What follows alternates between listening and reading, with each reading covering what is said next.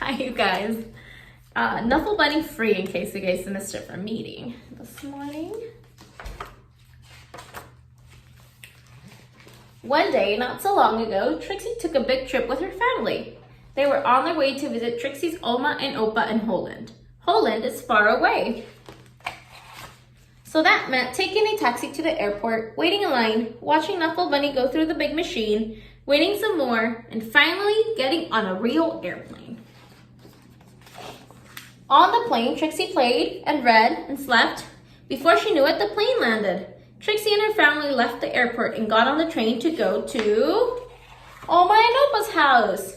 Oma and Opa were so happy to see Trixie. Soon, Oma and Trixie were drinking cold glasses of chocolate milk in the garden. Suddenly, Trixie realized something.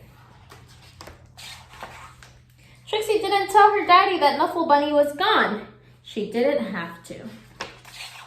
Trixie's daddy called the airline and asked them to look for Knuffle Bunny on the plane, but the plane had left for China. China is very far away.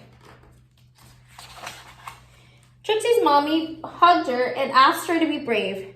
Trixie's daddy told a story of when he was a little boy and said goodbye to his special Lammy. Oma gave Trixie another glass of chocolate milk and remarked on how big she was getting.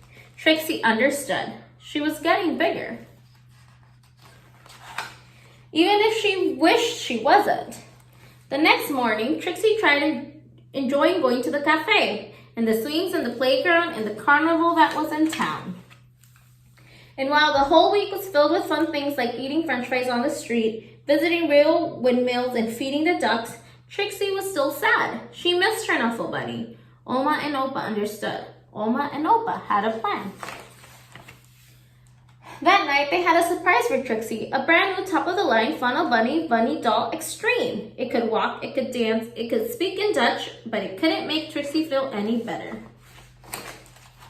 Trixie was sure that she wouldn't be able to sleep another night in a strange bed without her Knuffle Bunny. She was dreaming. She dreamed Knuffle Bunny and all the places he would visit. She dreamed of all the children he would play with. And she dreamed of how Knuffle Bunny would make them feel better.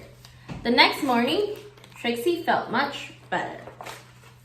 Trixie had a big breakfast. She played with Oma in the playground swings. She even tried a sip of Opa's coffee at the cafe. It was a great day. Before she knew it, the trip was over and it was time to go home. Trixie hugged Oma and Opa as hard as she could.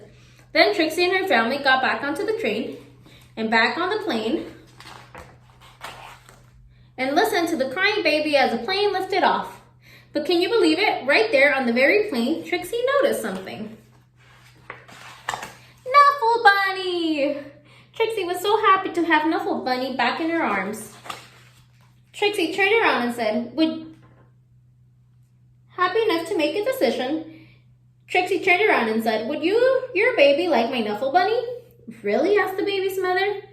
Really? Asked Trixie's daddy. Really? Asked Trixie's mommy. Plugga asked the baby. Really, said Trixie. She was big enough. The baby was happy, the baby's mother was thankful, Trixie's parents were proud, and the other passengers were relieved. And that is how, a few weeks later, Trixie received her very first letter. The end. You know, to Trixie. Trixie, I hope to watch you grow up, fall in love, start a family, and be happy, and I hope that one day, many years from now, you will receive a package from an old pen pal. Love, Daddy. The